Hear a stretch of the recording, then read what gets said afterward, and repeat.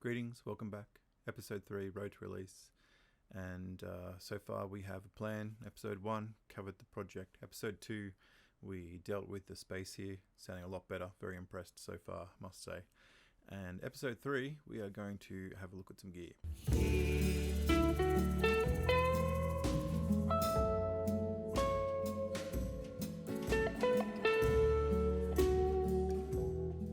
Okay, so let's talk gear. Today is going to be all about the equipment that I have available to me for this recording. And I'm going to speak specifically about the guitars and the microphones that I have in my possession. Firstly, the guitars. I have 3 guitars available for these recordings. I've got my trusty old Maton EMJ 747 jumbo acoustic guitar, which I have had for over 20 years. It has served me well. It's been an absolute workhorse. It's been through a lot, and it's basically has earned its way into this recording just through sheer survival skills. It's got a nice sound, and yeah, I'm happy to try and make it work. It's not my ideal guitar, but it is what I have. I also have a Gretsch Electromatic semi-hollow body electric guitar, which I'm not going to use a lot for these recordings, but just for some kind of, background ambience and some additional parts for songs. It won't be front and center, but I'm going to use that, and I'll be using that with my Vox AC30 amp. And then the little surprise number that I have is actually my Harmony Paloma. Now, I don't know if you've ever heard of Harmony guitars before, and they don't actually make them anymore, and that could be why. But basically, this is a little guitar that I bought out of someone's shed a while ago with a whole stack of other guitars, which I have behind me here. You may have seen in other recordings. And it's a little parlour-sized guitar, and basically it was non-functional when I bought it, and I've done a whole bunch of work to try and get it to some sort of playable condition. But as I was researching on how to restore these kind of things, I noticed there's a lot of people who were turning these little old vintage parlour-sized guitars into rubber bridge guitars. If you are familiar with the work of Jeff Tweedy of Wilco, or of Madison Cunningham, who I love, and Ryan Lerman from Scary Pockets, who also does Stories covers, which are acoustic covers, and actually even more popularly is Taylor Swift on her latest album. Then they use these little old vintage parlour style guitars, and they convert them into rubber bridge guitars, which I'm going to show you a little bit about later. But it's got this really unique character to it, which is I kind of really love. Now, you're supposed to have a pickup with it, but basically the rubber bridge, what it does is actually gives the sound a really muted sound. It takes away all the sustain from the strings and the resonance from them, so it has a very unique character, which I really, really like. In the microphone department, I have 3 condenser microphones that I'm going to be using. The very first condenser mic that I ever bought was a Rode NT1000, and that's a large diaphragm condenser microphone.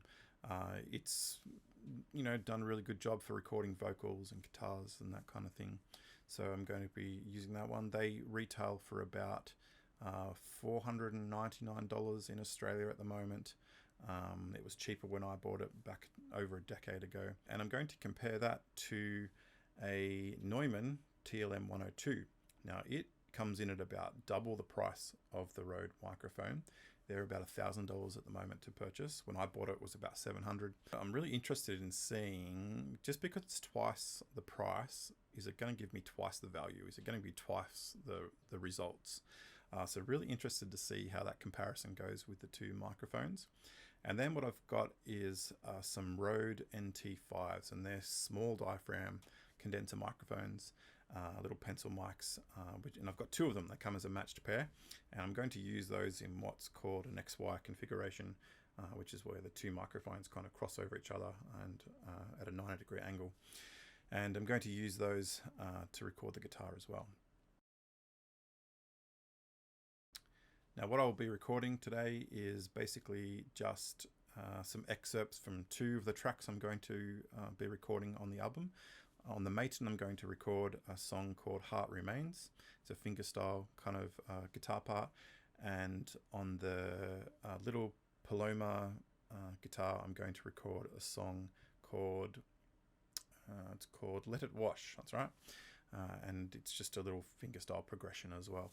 So I'll be comparing all the microphones on those two songs.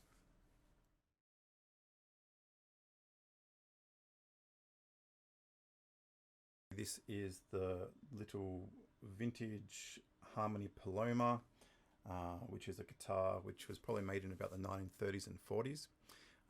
It is a parlour sized guitar, and when I got this, it was unplayable. It required a lot of work. I've actually taken the whole back off the guitar and re-glued all the bracing, and then had to fix up the neck, and done a whole bunch of work to this just to make it playable at all. And you can see down here, I mean, it looks weird, I know, but you have this little rubber bridge, which is just part of the old bridge, which I've taken and sanded back a little bit. We'll cut it down to size, and then just glued this tire rubber basically over the top. That's all you do. I thought it was something fancy. It's not. And then I've connected that with a tailpiece on the end here. And yeah, this is the little vintage guitar, which I really kind of like, and I'm hoping that I can use.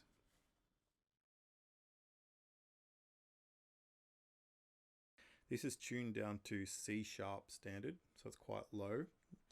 And I'm just playing it with a capo on the 2nd fret. So I've got each of these microphones set up about a foot away from the guitar, all pointed at the 12th fret as much as I can.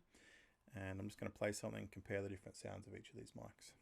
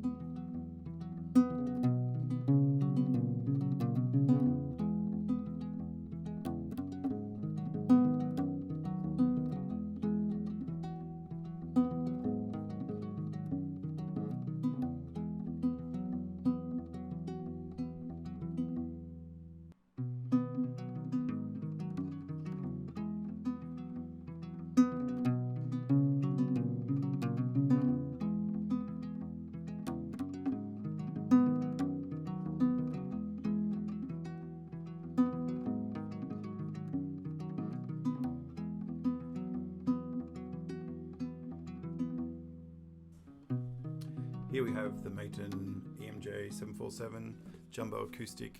This thing has had quite a life. And just to give it a quick recap, it has been dropped down a flight of concrete stairs. It has been left in a stinking hot car in the middle of Western Sydney on a boiling hot day, and that's caused the neck to warp and the bridge snapped off. It's been stepped on and split in the body a number of times by students, and I think once at a party.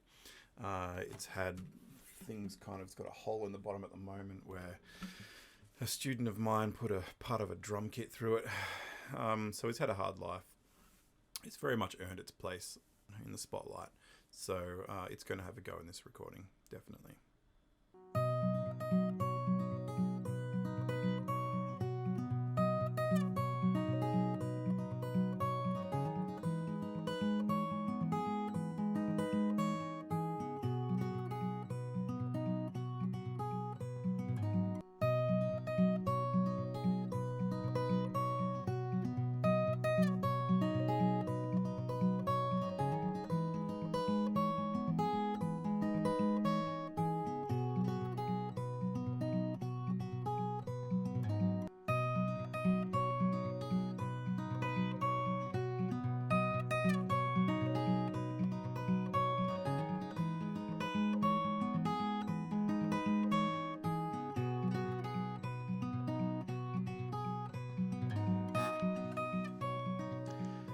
Okay, so coming down to the analysis of those recordings, a couple of things just to take note of just before I do that is that one, you will notice this is about the fourth costume change I've had for this video, and that's because I've been recording these bits and pieces all over the week.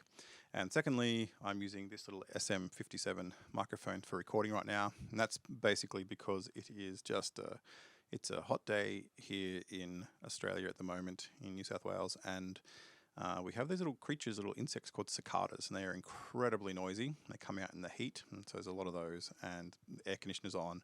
My computer's noisy anyway, so there's just a lot of background noise, so this will help to eliminate some of that. And this is actually a microphone I can use to record as well. It's good for recording, miking up amps and stuff. So, coming down to the recordings, basically recording the two guitars. My favorite mics to use were the NT5s, and I'm treating the two NT5s like one microphone because they are a matched pair, and so that was definitely my favorite way of recording, using those three mics. Funnily enough, they are actually the cheapest of the three. You get two microphones for just over $500 there, so yeah, they're definitely a very affordable option, and you get good sound.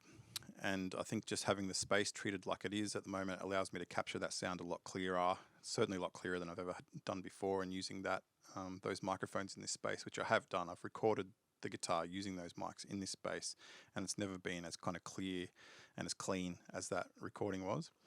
And what I like about the NT5s is that because you have the pair of them, and you're actually capturing sound from both ends of the instrument, you're capturing more of the instrument.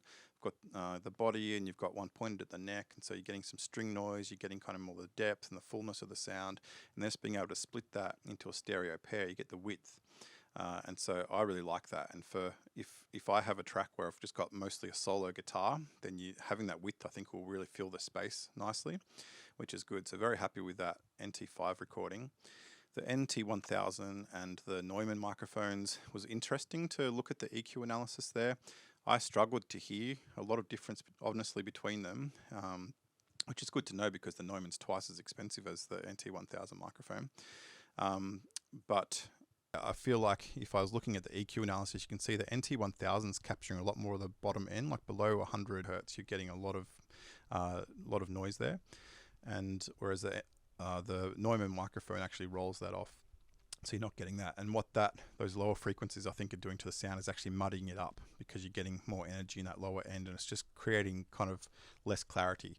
Now the Neumann microphone to me does sound a little bit clearer, a little bit more detailed, a little bit more balanced, and kind of less muddy, whereas the NT1000, exactly the same position, they were, side by side, capturing the same part of the guitar, was a little bit less clear, a little bit less detailed, and a bit muddier. But still you could use EQ to take out some of that, so certainly a usable microphone with that NT1000. So very interesting to do those analysis. I'd like to do some more with some different mic placements, more tests, just to see what that sounds like miking using some different techniques in this space. But primarily I think it comes down to the treatment of this space, is how I'm able to capture a sound which I'm quite happy with. Now as far as being an audiophile, I'm not great in hearing all the details in the sound and being able to describe them, kind of like describing wines. If you're a wine drinker, I can't taste the notes of chocolate or the bouquets or anything like that in certain wines, and I have the same problem in listening to sound, is that I really struggle to kind of work out the differences what I like about a sound. I can say I like that better, but I struggle to know what I like better. So that's something I want to get better at, and hopefully will over the process of doing this recording as well. But basically that's my analysis, is that I really like the Maton particularly recordings. I like the sound I'm able to capture in those using the NT5. I'm going to use more of that. In the Harmony guitar, I kind of feel like I need to improve the tone of the guitar before I can capture that sound better. It's the whole thing, if you can't polish a turd. And so I think that I need to actually work on the tone of the guitar itself to be able to capture something better. But I do like it still. I really like that guitar. I've written a lot of the songs on that guitar. So a lot of the songs I've written for this album are actually written in drop C# standard tuning, which isn't something I can really do very easily with my Maton or anything like that. You certainly, even if I did, you'd get a completely different tone out of it. So I want to try and fix that to a point where I can actually use that guitar for these recordings. Don't have any other options there. So yeah, that's my analysis. If you have a good ear for listening to these kind of things, and you'd like to give some feedback or suggestions or advice, then I'd love to hear from you in the comments about what you would recommend. Yeah, I'm happy to take on advice. I'm very much in a learning frame of mind and happy to take on any advice that people are willing to give. So that's it for today, for Road to Release. Thank you very much for listening and watching along, and I will catch you next time.